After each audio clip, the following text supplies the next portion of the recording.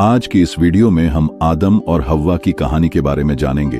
तो दोस्तों, क्या आपने कभी सोचा है कि इस विशाल ब्रह्मांड की शुरुआत कैसे हुई?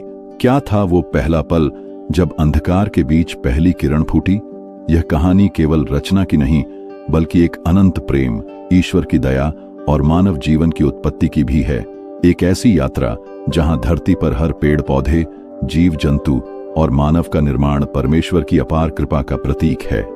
लेकिन इस रचना के साथ एक ऐसा रहस्य भी जुड़ा है जिसने पूरी मानव जाति के भविष्य को बदल दिया। तो आइए इस दिव्य और रहस्यमयी सफर की ओर कदम बढ़ाएं, जहां सृष्टि के हर पन्ने पर ईश्वर की महिमा और मानवता की सीख छिपी है। लेकिन आगे बढ़ने से पहले इस वीडियो को एक लाइक करके चैनल को सब्सक्राइब जरूर करें और साथ ही जय मसीह की या आमीन जरूर कमेंट करें, क्योंकि आपके समर्थन से हमें ऐसे और भी प्रेरणादायक व रोचक कहानियां लाने का हौसला मिलता है। तो चलिए शुरू करते हैं।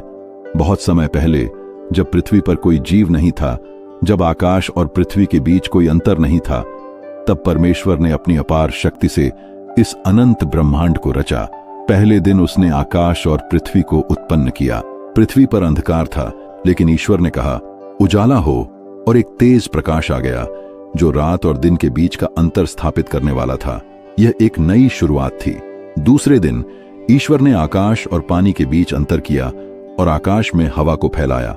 धरती पर पानी की अथाह मंझधारें थीं, लेकिन ईश्वर ने आकाश में एक जगह बनाई जहां हवा बहने लगी। तीसरे दिन ईश्वर ने समुद्र से भूमि को अलग किया और वहां पर हरियाली फैल गई। पेड़ पौधे उगने लगे जो न केवल पर्यावरण को सुंदर बनाए, बल्कि मनुष्यों और जीवों के लिए भोजन और आश्रय प्रदान करने वाले थे। चौथे दिन उसने आकाश में सूरज, चांद और तारे बनाए ताकि रात और दिन की पहचान हो और समय का चक्र चलता रहे। ये सितारे आकाश में स्थिर रहे और पृथ्वी पर जीवन के लिए समय के मार्गदर्शक बने। पांचवें दिन ईश्वर ने समुद्र में मछलियां बनाई और आकाश में पक्षियों को उत्पन्न किया। इन जीवों ने आकाश और पानी में अपनी आवाजों से ब्रह्मांड को और भी जीवंत बना दिया। छठे दिन ईश्वर ने पृथ्वी के सभी जीवों को उत्पन्न किया। जानवर, कीड़े और जमीन के छोटे बड़े सभी जीवों को उत्पन्न किया। लेकिन पृथ्वी पर जीवन के पहले 6 दिनों की रचना के बाद भी परमेश्वर का कार्य अधूरा था। हरियाली, जानवर, पक्षी और आकाश की सुंदरता के बावजूद कुछ ऐसा था जो ब्रह्मांड की पूर्णता को दर्शा नहीं रहा था। तब ईश्वर ने अपने दिव्य प्रेम और कल्पना से वह निर्णय लिया जिसने पूरी मानव जाति का भविष्य निर्धारित किया। परमेश्वर ने मिट्टी से आदम की रचना की। यह साधारण मिट्टी नहीं थी, बल्कि वही दिव्य तत्व था जिसने इस संसार को जीवन दिया। आदम की आंखें, हाथ और हृदय सब एक विशेष उद्देश्य के साथ बनाए गए थे, लेकिन वह अभी भी एक निर्जीव मूर्ति जैसा था। फिर ईश्वर ने उसकी नाक में अपनी आत्मा का श्वास फूंका। यह वह क्षण था जब पहली बार एक मानव ने अपनी आंखें खोलीं। वह केवल सांस लेने वाला प्राणी नहीं था, वह एक आत्मा के साथ बना जीव था जो सृष्टि का प्रबंधन करेगा। आदम को उन्होंने पृथ्वी पर सबसे सुंदर बगीचे एडन में रखा। एडन का बगीचा पृथ्वी पर सबसे अद्भुत स्थान था, जहां नदियां बहती थीं, हरियाली बिखरी हुई थी और वातावरण शांति से भरा था। लेकिन आदम को अकेला पाकर ईश्वर ने महसूस किया कि उसे एक साथी की आवश्यकता है। इसलिए उसने आदम की पसली से हव्वा को बनाया। हव्वा आदम की सहायक और साथी थी और दोनों मिलकर उस सुंदर बगीचे में शांति और सुख से रहने लगे। वे ईश्वर के प्रेम से अभिभूत थे और उनका जीवन पूरी तरह से संतुलित और खुशहाल था। ईश्वर ने आदम और हव्वा से कहा, तुम इस बगीचे के सारे फल खा सकते हो, लेकिन भले और बुरे के ज्ञान के वृक्ष का फल नहीं खाना। यदि तुमने उस फल को खाया तो तुम मर जाओगे। यह आदेश था जो उन्हें अपने स्वतंत्रता का इस्तेमाल करके पालन करना था। एक दिन हव्वा बगीचे में अकेली घूम रही थी और अचानक सर्प ने उसे देखा। सर्प, जो ईश्वर से विद्रोह करने वाली शक्ति का प्रतीक था, उसने हव्वा से कहा, क्या सचमुच ईश्वर ने तुम्हें इस वृक्ष का फल खाने से मना किया है?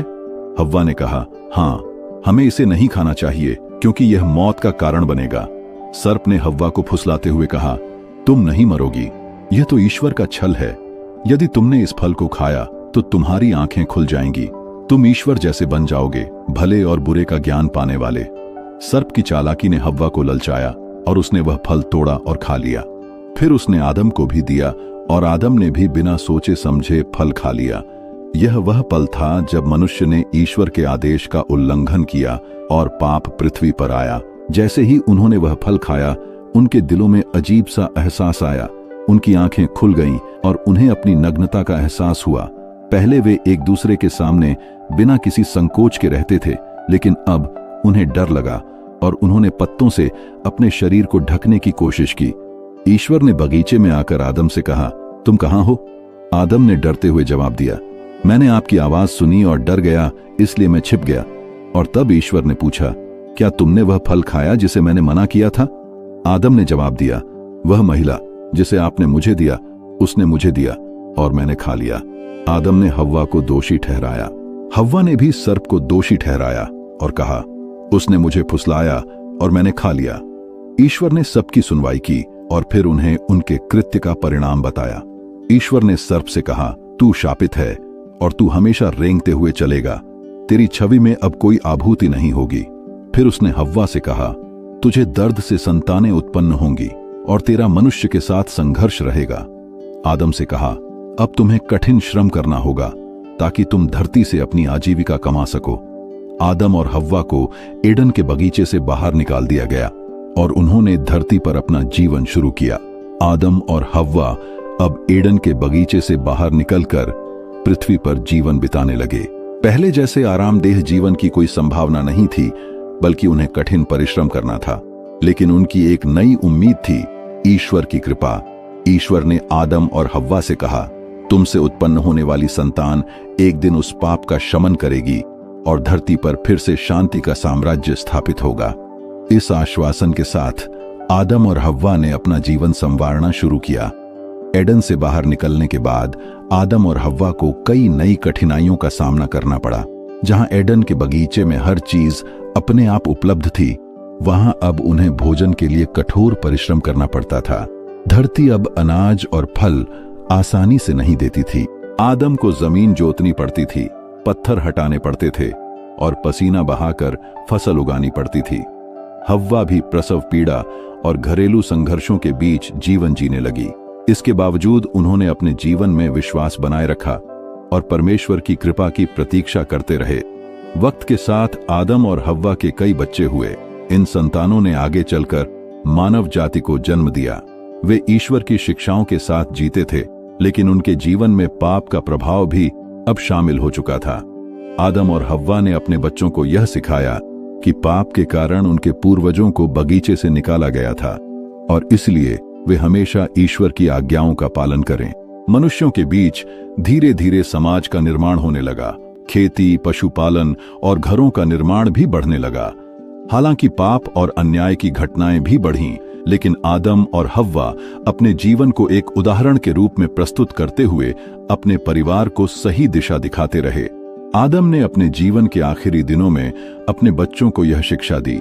ईश्वर ने हमें यह समझने का अवसर दिया है कि वह न्यायप्रिय हैं, लेकिन साथ ही दयालु भी। जीवन संघर्ष से भरा है, लेकिन ईश्वर के प्रति विश्वास ही हमारी सच्ची आशा है। आदम और हव्वा की मृत्यु के बाद उनकी संतानों ने उनकी स्मृति को संजोया और ईश्वर की योजनाओं को आगे बढ़ाने का प्रयास किया। आदम और हव्वा की कहानी हमें यह सिखाती है कि संवेदनशीलता और विवेक हमारे जीवन में महत्वपूर्ण हैं।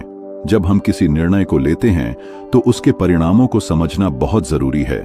ईश्वर का आदेश जीवन के हर क्षेत्र में सही दिशा दिखाता है और स्वतंत्र इच्छा हमें हमारे कृत्यों के लिए जिम्मेदार बनाती है। आदम और हव्वा का जीवन संघर्षों से भरा था, लेकिन उनके पास ईश्वर का प्रेम था जो उन्हें हमेशा मार्गदर्शन करता रहा। यह कहानी हमें यह याद दिलाती है कि हम चाहे जितनी भी गलतियां करें, ईश्वर की कृपा और आशा हमें पुनः सही मार्ग पर लाने में मदद करती है। तो प्रिय दोस्तों, यह थी आदम और हव्वा की कहानी, एक ऐसी यात्रा जो न केवल सृष्टि की शुरुआत को दर्शाती है, बल्कि हमें यह भी सिखाती है कि ईश्वर का प्रेम और दया कभी समाप्त नहीं होती। चाहे हम कितनी भी गलतियां करें, परमेश्वर हमें माफ करने और सही मार्ग दिखाने के लिए हमेशा तैयार रहते हैं। अगर आपको यह वीडियो पसंद आया हो तो इसे लाइक करें, चैनल को सब्सक्राइब करना न भूलें और कमेंट में जय मसीह की जरूर लिखें। ऐसे ही और प्रेरणादायक कहानियों के लिए हमारे साथ जुड़े रहें। परमेश्वर आप सबको आशीष दें। आमीन।